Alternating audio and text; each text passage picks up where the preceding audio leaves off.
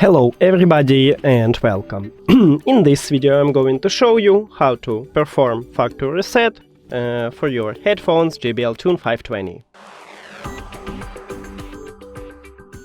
To perform a hard reset, you need to press, firstly make sure that your headphones is turned on, and after that you need to press and hold at the same time volume up button what have a plus icon and volume down button what have a minus icon, and you press and hold it until your headphones is turned off.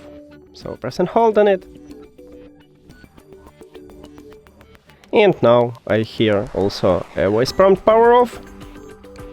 So we make it, and firstly we need to remove these headphones from the phone. So click the information icon or settings icon if you have Android near to your headphones at the device list.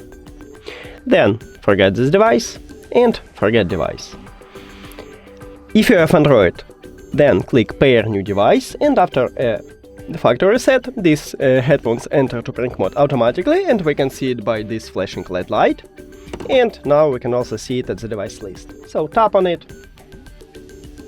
And we did it!